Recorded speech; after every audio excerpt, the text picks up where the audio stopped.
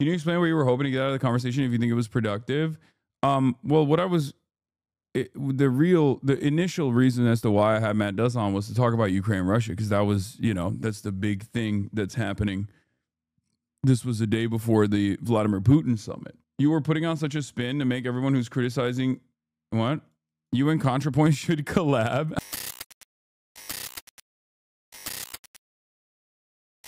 I told you what my policy is. You say you want to stop weapons transfers to Israel and you are an advisor in the foreign policy blob. Keep pushing. As long as you don't try to limit others who are more radical than you, try to stop others and try to actively deplatform others. If you are unconditionally and uncompromisingly on board, then it is what it is. Good. Only time will tell if these people are being cynical or being bad. But it's not like we agreed. There was, there was a back and forth there that I think a lot of people fail to consider. Also, the conversation was supposed to be about Ukraine and Russia, which, obviously I can't stop talking about Israel, which is why it is what it is. The people have spoken. Mother should listen to our voices. I mean, you're talking to people in the Democratic Party structure, like zero shock. They've had horrific takes up until this point. So you very clearly pushed them on things and didn't tone down your language at all. I know. But I think a lot of people, the issue is a lot of people think that a person who is like a foreign policy guy is a conversation that you have with a person who's like a foreign policy guy who you have disagreements with, that you let your disagreements be known, is going to lead to like a path. You know what I mean? It's not like I'm talking to someone who is an ultra Zionist or someone who is like refusing to say it's like what my red lines are. Someone who is a significant hurdle, like someone who says like, oh, you can't speak about this, you can't speak about that. Someone who places the feelings of Jewish people cynically in front of like an actual. And the irony, of course, as always, is that it's the same principle behind the Nelk boys. Like I had a conversation with them in the immediate aftermath where I directly told them like, what you guys did was like interviewing Adolf Hitler, and there were a lot of journalists that were tried at the Nuremberg trials in the aftermath of the Holocaust for their participation in it. And yet that in and of itself did not come across as like being sufficiently antagonistic to a lot of people, because some of you guys, I think, are more invested. Some of you guys are more invested in the bloodbath of it all and not necessarily the information you can derive out of that. I told you what the reason was. I also didn't know a lot of the stuff that Matt Duss had said, to be fair. And I wish I had known so I could just like push back on some of this stuff, right? But having said that, I think there is a difference with the way that I have adversarial interviews with like someone like Matt Duss versus someone like what's her face? Elise Stefanik, right? Crystal Ball's Stefanik interview is fantastic. Everybody loves that. Just apologize, man. I will never apologize for that. And the fact that you are demanding an apology for this is the most idiotic thing I've ever fucking heard in my entire life. Who the are you? Like, what the are you saying? Who the do you think you are? What do you mean? Like, this is what I'm talking about. The sense of entitlement that a lot of people have in this situation is so insane. It's going to be a rough stream. I know. You're seeing a long bubbling issue with this chat, and that is being detached from reality and human interaction and pouncing on everyone who says something that makes them 1% less comfortable. In any case, like I said, I don't know much about Matt Duss beyond the interview and his commentary yesterday. He seems like a fine dude. What's going on? It's because of a bunch of the stuff that he has said in the past that even I think are total early apologia. And I wish I knew more about that, because what he's saying right now is like what he's saying right now is that you got to stop weapons transfers. And part of the reason why I wanted to address some of that was because like I wanted to hear what he would say in defense of like offensive weapons versus defensive weapons. And I made these exact points about like how you wouldn't give Nazi Germany anti-aircraft weapons, right? Like those are the kinds of conversations that I think are important to have. Having said that, people are once again making an insane mountain out of a molehill. And not only that, but also they're making an insane mountain out of a molehill. Yeah, he conceded on that front. That's the other thing. Like there was a bunch of stuff that he actually like there was a bunch of things that he conceded on in that situation. And I think overall, as I've said before, one of the things that I find important to address is having disagreements with people even to the right of myself that would still be in the center left sphere. He also appeared on Amy Goodman and Sam Cedar. I know. But it's really interesting because obviously their audiences are not going to yell at them and be like, you're platforming an ultra Zionist or whatever, you're a Zionist. And that's the difference there is because I am more accessible than those people. And also because like I think I am more radical than Sam Cedar and also Amy Goodman even as well. People say apologize for platforming is wild. Yeah, I know. The people who need to hear this aren't even here yet. Chatters will bring it up over and over again and you will lose your temper and yell at them and that will turn into a cancellation of its own. I know. This is usually how it works. I guess the only thing I will say is eyes on the prize. Keep it pushing. Eyes on the prize. You must have a singular focus in this moment. If you hate me for it, if you think I'm a Zionist, that's fine. I've been having to deal with the inverse of that my entire life. It's a new meta. Now instead of being called a terrorist, now I'm being called a Zionist, which is ironically enough, in my opinion, worse than being called a Hamas supporter. Being called an Israel supporter is worse than being called a Hamas supporter, except, of course, in the eyes of the broader American public, one is the established norm in American politics. The other is, of course, anyone that recognizes the humanity of brown people, which automatically means you should be shot and killed and possibly sent to jail. So in this community, and I think in the minds of honest people, in the minds of people who recognize the reality that is unfolded here, which is unfortunately still a very, very, very small percentage of the population. Of course, I will continue pushing to try to make that percentage of the population size larger. But, the stuff that goes back and forth in inter-leftist circles are not things that the average American is thinking about. And my job is to try to make the average American more primed and more open-minded to the things that we talk about here. And I think I do a fairly good job at it. So I'm going to continue doing that. It's not the first time people have yelled at me over stuff like this, but that's it. Having watched the chat during the conversation, I will say the chat has become more invested in feeling morally superior as being leftist as opposed to listening to what the guests have to say. Every time Matt said something or word to something this chat didn't understand, 100% people were quick to dispose of the charitability to yell to guests was a waste of time. I think chat needs to be taught or yelled at that jumping on throats of guests does nothing productive. I agree. But yeah. Can you explain what you were hoping to get out of the conversation if you think it was productive? Well, what I was... the initial reason as to why I had Matt Duss on was to talk about Ukraine and Russia, because that was, that's the big thing that's happening. This was the day before the Vladimir Putin summit. You were putting on such a spin to make everyone who's criticizing what? You and ContraPoint should collab. You were putting such a spin on this to make everyone who's criticizing you look irrational. Does it make you feel irrational when you hear my perspective on this? And that upsets you, so you have to say something that's irrational. Yeah, I think demanding an apology for having a dude on who said liberal Zionist shit for far too long, for the record, only to turn around and talk about how Israel is committing it, and also as a foreign policy advisor is like demanding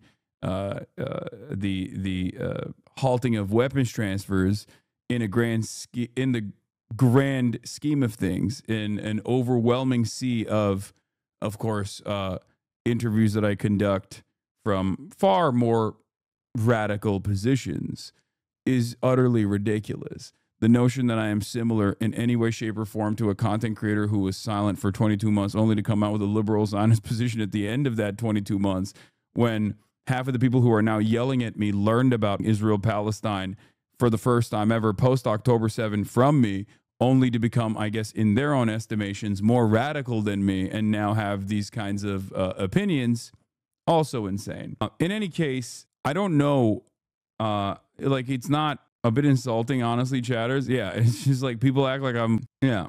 If you are Bad Empanadas farming this shit, I know.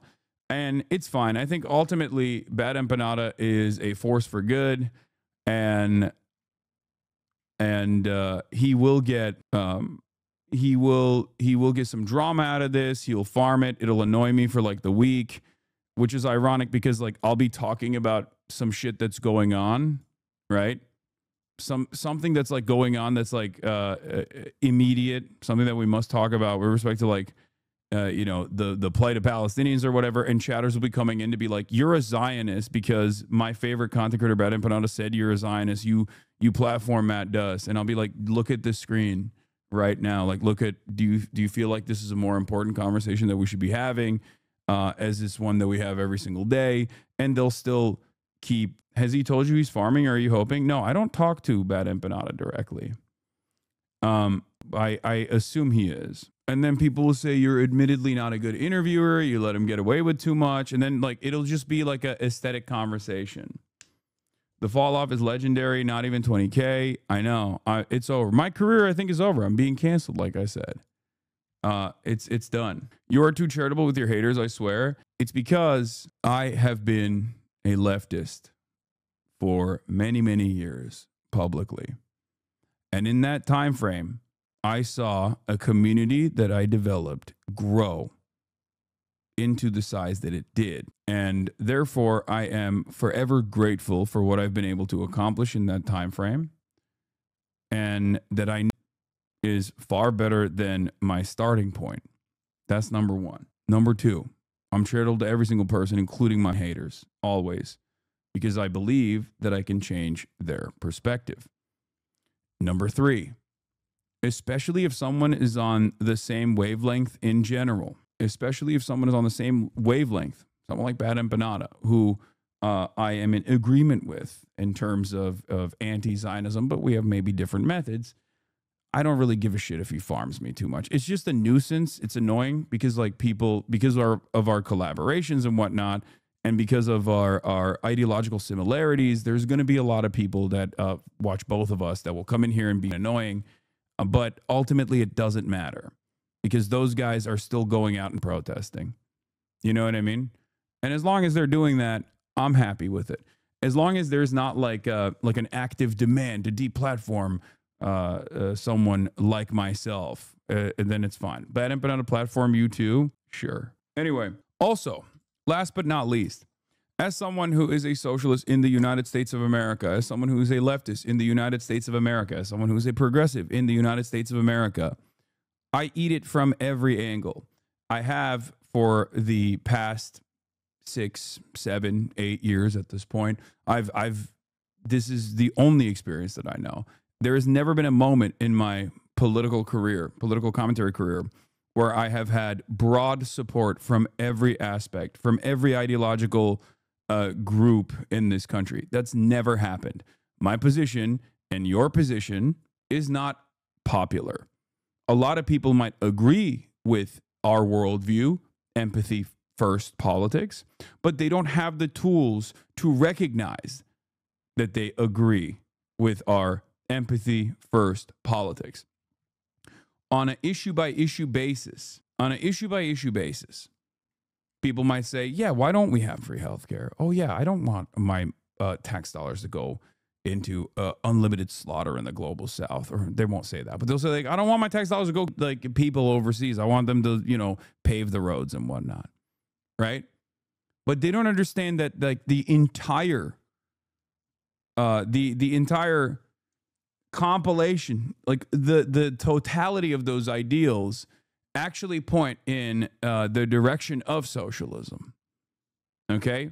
Most people don't recognize that. My job is to try to get them to understand it. And of course, because this is a position that is not something that people know, this is not something that people understand. Socialism, the word is like spooky, scary, right? Either they don't know anything about it, or everything that they've learned about it is just like false and incredibly uncharitable. It makes it all the less likely and far more difficult to get this message to a broad audience. As I've said time and time again, being a leftist is a really annoying prospect. You're going to get yelled at by the far right. They're going to hate you. You're anti-fascist. They're fascist. They're going to despise you. They're racist. You don't want that. They're going to hate you. They're going to dox you. They're going to swat you. They're going to try to kill you. Okay? They're going to try to smear you. They're going to try to cancel you. Liberals will also hate you because your positions make them look fraudulent. Okay? Your worldview will make them look utterly fraudulent in the eyes of a much larger audience. That's the reason why you have the Bernie Sanders effect. Democratic politicians despise him. Why do they despise him? Same with Zoran. Well, because they show the rest of the country that there is an alternative vision that you could be on board with. And that makes liberals really mad. That makes liberals really mad because then all of a sudden they look bad. All of a sudden people go and say, why don't you do this shit? Why don't you do the same thing that these guys are doing? Right? And then last but not least, every other person on the left hates you as well. And that's because you might have a minor ideological difference or a different way of achieving ultimately the same goals. So you eat it from all ends. That is just how it's been. And the reality of the matter is, we don't do this because we want to be liked, okay? Especially in my position, being liked is important only as it spreads the message across to an audience that will be charitable rather than uncharitable. This is precisely the reason why the past 6 years of endless, shit getting clipped out of context and then all of the drama surrounding it has played a formative role in making a lot of people who would otherwise agree with my worldview be disagreeable because they don't approach anything that I'm saying in a charitable manner. That's why they never talk about the message. That's why they never talk about the policies. They just talk about the messenger and how hypocritical the messenger is. Then they'll use the internal disagreements, the healthy disagreements that leftists have with one another as a way to say, see, his own audience fucking hates him. This is part of the reason why Jordan Peterson famously said that thing to Ethan Klein. It's not an easy position, but once again, it's not an easy position to be a leftist, but once again, you don't do it because you're going to get love from all of these different groups that you advocate for. You do it because it's right, okay? That's it. That's it. That's why, in spite of the millions and millions and millions of different instances over the course of the past 6 years, or over the course of the past 12 years, okay, in spite of the reality that I have been yelled at from members of my own community who are like-minded individuals who think I'm not doing the right thing as far as like making this a safe enough space for everybody, or liberals who say I fucked up the bag for them and I was antagonistic to their favorite politician and that's the reason why they lost, or the right-wingers who want to kill me. I've continued. My positions on the things that I've advocated for have not changed at all. There have been a million people that have come before this very moment that have said, Hasan is secretly a right-winger. One day you'll see. Many of those people have become right-wingers, ironically enough. The Jimmy Dore contingency of people who were like, oh, dude, you are just a Democrat Party dick rider. Me, on the other hand, I hate the Democrats adequately and sufficiently. And then what happened? They now all vote for Republicans and defend the Republican Party. Okay? So, once again, not my first rodeo. It's all good. By the way, that wasn't even a diss on Bad Empanada either, for the record. I'm not comparing him to like someone who is ideologically rudderless or a grifter. I'm not saying that at all. I think he's honest.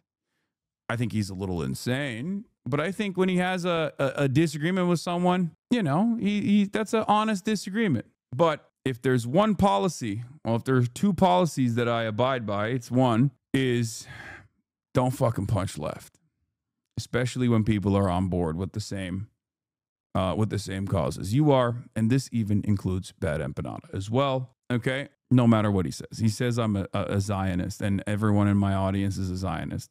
Okay, fine. Sure. Who cares? That's number one. Number two, what? In WoW, there are passive factions with every members of every race, and those factions only attack you when you attack them. It's kind of like what I think the left is. Yeah. What the fuck was the other thing I was gonna say? Jesus Christ. Number two. Number one, don't fucking left bash. Don't left punch. The left as a collective has no fucking meaningful power in the Western world. And ultimately, even if someone is like far more radical than myself, you won't catch me fucking shitting on them. I don't even talk about ACP that much. You know what I mean? And those guys fucking hate me. And I don't even talk about them. And there's plenty of disagreements there as well. They're like MAGA communists or whatever. But even then, I'm like, you know, who knows? Whatever. Number two, always maintain charitability and understand that people are at the mercy of social conditioning in general. I myself certainly am and certainly was. And so have many of you in this community.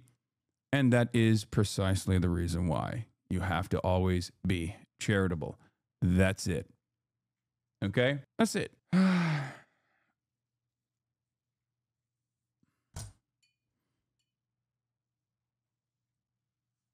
And also, last but not least, message appropriately to whichever message appropriately. It's sad because you never shit on Bad Empanada like he shit on you. What is he achieving doing that anyways? Same if you did the same to him, it's unproductive. What Bad Empanada achieves when he shits on me is, let's be real, getting some of the people in this community to most likely go over there and watch his video, give him some fucking ad revenue. That's like a decent way to do it. So I think that's part of it for sure. It's a little bit of it, maybe a little bit. And you know, it is what it is. So many morons eat this fucking shit up. Can't stand what these types of creators turn their communities into. Is DG of a different flavor? You cannot convince me otherwise. Yeah, I mean, I know. Is he not trying to change your mind? Trying to change my mind into doing what? When Bad Empanada and I had that conversation on Noah's stream, if you realize, like, a big chunk of this back and forth actually derived from Bad Empanada not understanding what my positions were, and also just straightforwardly calling me a Jewish exceptionalist and blah, blah, blah, all this other stuff. He'd done this before. He has done this many times over. This is not his first rodeo. And yet some of you dumb fucks do actually eat that bait every single time and then come in here and annoy the fuck out of me when I'm trying to do whatever I'm trying to do. Okay? So is he a left-wing grifter? No, I think Bad Empanada is earnest. I think he just, you know, flies off the handle a little bit, which is understandable. This is not a normal issue, you know? This is not a normal issue. That's it. This is a genocide. So, of course, people are going to get mad. Bro, the shit about Matt does has nothing to do with Bad Empanada, though. Yes, I think there are people in my community who are also frustrated that I'm not being as, like, contentious as someone like Matt does. Part of that is because I didn't know what he had said in the past as far as, like, what his defenses were. I just kind of knew him as, like, a guy who post October 7 was definitely on the liberal Zionist track, even though he had been an advocate for cutting weapons transfers to Israel alongside Bernie Sanders. He was Bernie Sanders' foreign policy advisor, former foreign policy advisor. And if I had known about some of the things he had said, I think I would have been more contentious overall, especially when prodding how he went through his journey, because I think there's like a sense of embarrassment, especially at this stage, from people who do foreign policy stuff, for not being on board early enough, early on, and not recognizing it early on. And he tried to communicate that to me by way of Biden, which I, of course, vehemently disagreed with, and told him was utterly ridiculous. And I did not, I didn't let him, quote unquote, get away with saying whatever he wanted to. There was a lot of pushback.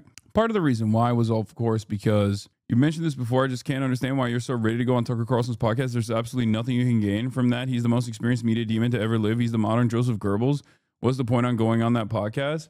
Tucker Carlson's podcast? Massive platform. But he is not. I think you guys fail to understand. If I were to go on like Joe Rogan Experience, I wouldn't be platforming Joe Rogan and be the other way around. And same with Tucker Carlson as well. It's not even a real thing that's happening. It's a hypothetical anyway. Saturday fun day. Okay. Trump, I didn't even blast off yet. Trump x Putin summit was a success. ... For Putin. You went on Piers before. He's a scumbag, but we're not mad about that. Yeah. I said a lot of messed up things 2 years ago, but I think it should be clear that his opinion is changed. Doesn't seem like a bad guy. Maybe he should apologize for some of that stuff, but it's not his view anymore. Yeah. I've also made it clear that if someone is saying it's a genocide, someone is talking about how we got to stop, we got to stop weapons, we got to stop aid to Israel, all this shit. Okay. And more importantly, last but not least, are also not standing in opposition to others who have even more radical positions than they do, then that's fine. You know what I mean? We need people like that too. It's just it's always supposed to be a broad coalition. You're not going to have every single person come to the table with the same worldview that you have developed over the course of the past 22 months. Let's be real. There are plenty of fucking people that are in here right now that didn't have any of these opinions ago. Okay? Because once again, from the outside world's framework, from the outside world, I think that a lot of people see what we do here and they see the way people react to certain things. And they see themselves in the person that's getting yelled at. And I think if our goal is to be as open-minded and as like broad and create a movement that is as large as possible, which is a necessity for any sort of change, then, we have to be a little bit more careful, I think, of the way that we look. 100%. I feel like the chat needs to be like, this doesn't mean that like someone can just overnight be like, I'm a good person now, and then everyone should just like eat that shit up. That's not what I'm saying either. I think, you should remember what people's positions were in the moments when it was necessary for them to also push. Anyway, I think it's ultimately not a massively consequential nor relevant conversation that took place between me and Matt Dust, and I think people are going a little crazy over it. That's it. Trump-Putin summit was a success for Putin. Loomer gets U.S. to deny Palestinians medical care in the U.S. Updates from Gaza and more. I think you're a bit hypocritical. I like you a lot, but you'll constantly say I'm not a journalist, but constantly try to be one. And when people criticize you for doing poor journalism, you'll use the fact that you say you're not a journalist as a crutch. I think you just already admitted that you recognize that I'm not a journalist and that at no point have I actually said I was a journalist. You think I'm trying to be a journalist when I have conversations with people, when I never am trying to be a journalist. You literally just got mad because of perceived hypocrisy that comes along with something that I never said I was, that you think I'm actually trying to do. That's the issue. You've said you do journalism. Yes. The times where I do quote unquote things of journalistic value in spite of not being a journalist is talking to someone who is like in Gaza, for example, okay? Talking to someone or going out to a protest and filming the protest from the perspective of the protesters, or, things that happen to me that have a broader consequences for society, or a conversation with like Mahmoud Khalil, or going out and interviewing the firefighters, the California prisoner firefighters that are combating wildfires. Like, those are things that have journalistic value. That's not all I do. That's not most of what I do. That's just me. That's just what I do, having the function of journalism. Okay? But I don't say I'm a journalist. I say I'm a political commentator. You know, I play basketball. I'm not a basketball player. Anyway, Trump-Putin summit was a success for Putin. Loomer gets to deny Palestinians medical care in the U.S. Updates from Gaza. More later. Saturday. Fun day. Get in now. You're obviously an engineer. Yeah. That part is true. I am an engineer. Yeah. I'm a political engineer. I've been doing political engineering for years. Look, there's going to be a million different opinions and a million different voices. Many of them are going to be contentious. I talk about politics. Politics is always going to be a contentious subject. A lot of people either A, treat it like it's fucking drama and love the back and forth that takes place in that regard, or B, understandably play it close to their chest. And so when they hear something that they might have misunderstood or didn't fully comprehend or completely disagree with, outright disagree with, all of a sudden this is like a world-shaking event. It's a world-breaking event for themselves. Like, oh, this content creator who this guy who I thought, had my best interest in mind, I disagree with him on this one thing. Whether it's because I might have misunderstood it or because I just have a vehement disagreement on this issue, this is really fucked up. Anyway, someone on Twitter said it was like platforming Nick Fuentes. Yes, that's just baby leftist rage, okay? Don't worry about it. It is what it is. Again, look, I'll give you an example. If you're a trans person, for example, I'm sure there's been heated moments here where you feel like I wasn't entirely in line with something that you believe, or I maybe said something that you considered to be transphobic and you got mad, but you're still in here because ultimately you got over it because you recognize that I'm not an enemy to who you are as a person, and I am an advocate for your well-being, right? That's just one example. And especially as it pertains to this issue, for you've never said anything transphobic to me. No, but some people think it, and it is what it is, In any case, as far as like platforming Nick Fuentes goes, I don't think a lot of people understand how fucking popular that piece of shit is on TikTok. I've said this over and over again. Part of that is because leftists eat it from every fucking angle. So even if they were right all along, they already are so fucking stamped out from public discourse that someone on the right that is more elevated, more platformed by other vestiges of the right, can then carve themselves out a new platform. Nick Fuentes has been deplatformed a million times over, because back in the day they used to do that to Nazis. Okay, that's what they used to do. That was what it was. Obviously, things have changed. The other part of the problem is that I think Americans and Westerners broadly are way more susceptible to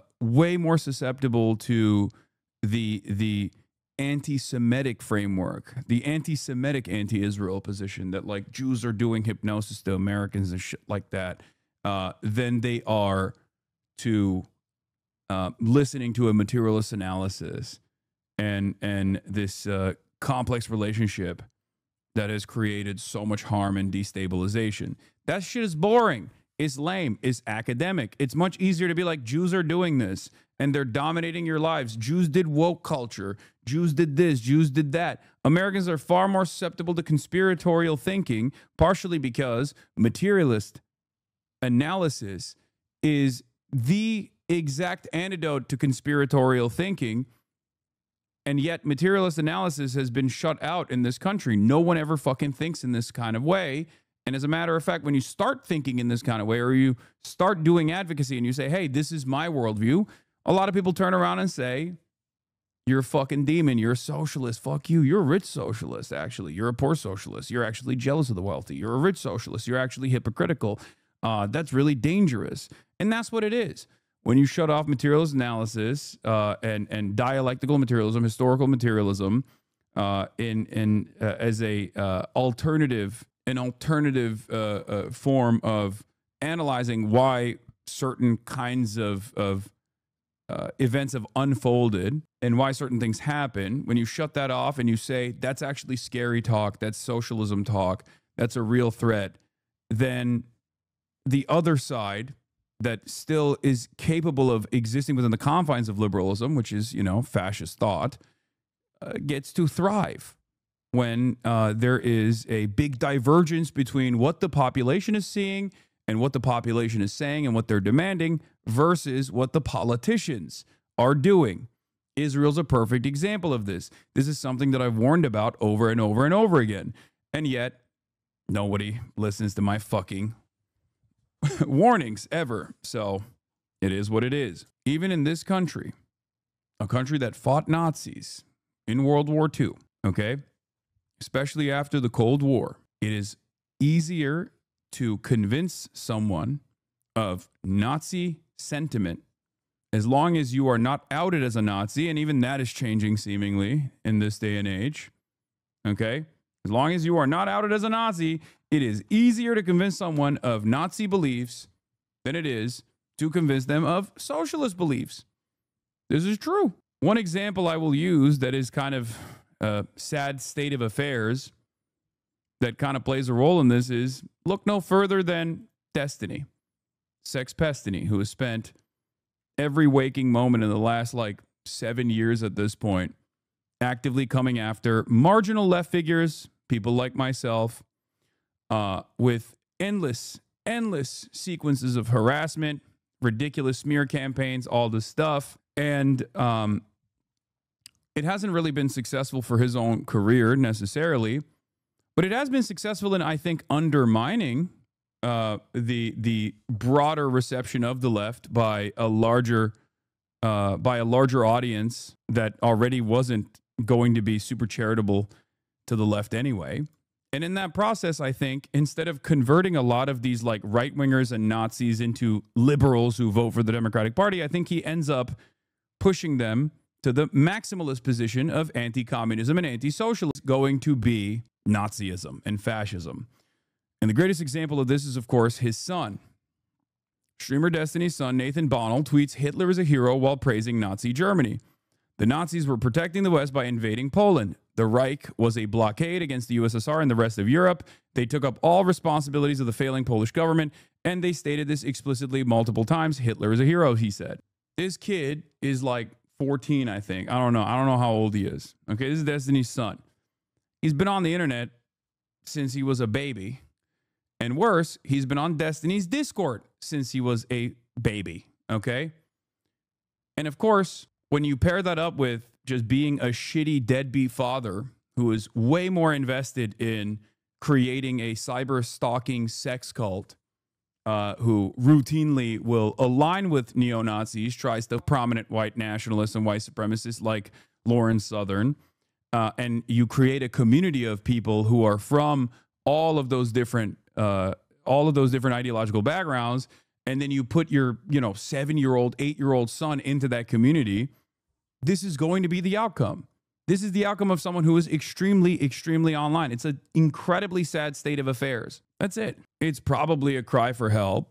It's probably a way to try and get attention from his father. It's really, really sad. He said it's because you and his dad kicked him out of your Discord. He's obviously isolated and it's kind of sad.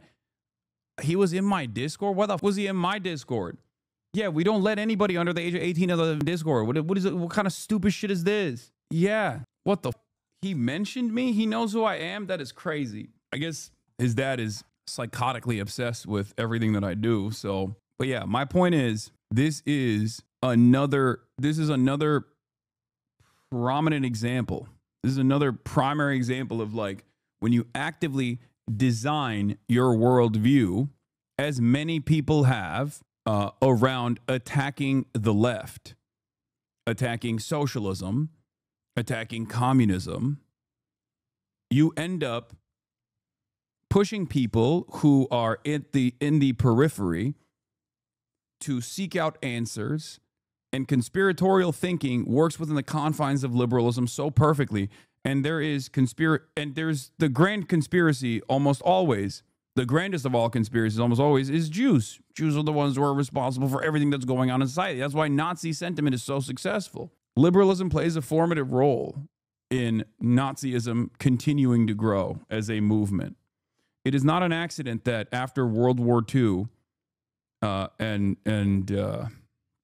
I guess the historic battle between communism and capitalism, socialism and capitalism, led to the destruction of socialist movements of the Western world and the end of the USSR, and inevitably created an environment post 80s, 90s, where left unchecked, capitalism created or accelerated the contradictions that is now collapsing the system that we have designed.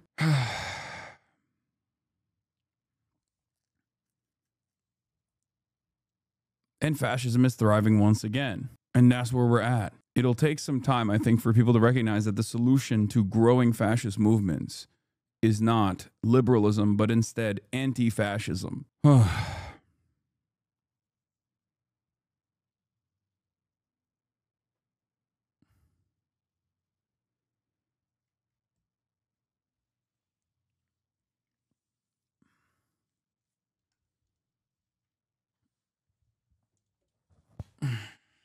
So, Gorbachev and Pizza Hut, yeah, I mean, a lot of the USSR leadership got one-shotted from the bounties of unlimited commodities that they saw, where they were like, this is the greatest. I love treats, which is why I've been an advocate for treat economy, and have long stated that I have no issue with luxury commodities or treats necessarily. I think it's an important tool to keep people satisfied. Anyway, I was raised alt-right and conservative. You've been a big part of my education and transformation to the correct side of history. I know it's discouraging, but keep going. You're making a difference. Yeah. Where was I? We're going to talk about the Trump summit, the summit, and what the goals were, what the intentions were, and who actually won and who lost big in the process, and what this says about where we're at. Yeah. So the loudest and most powerful voices in this community are not in Twitch chat. They're outside of protests at the DSA convention, advocating for PSL, working for Zora and other campaigns. Yeah, exactly. They're labor organizers. They're people that work in the movement. They're not people chirping on Twitter. I think people chirping on Twitter, people chirping in the Discord. Let's be real. If you're doing that, then you're not busying yourself enough with real work. That's it. But it also doesn't matter, again, because this kind of back and forth will always happen. There will always be people that yell. There'll always be people that get mad. It is what it is. But like I said, I think because the left is utterly powerless in this country, I see no reason to endlessly go back and forth on the minutia.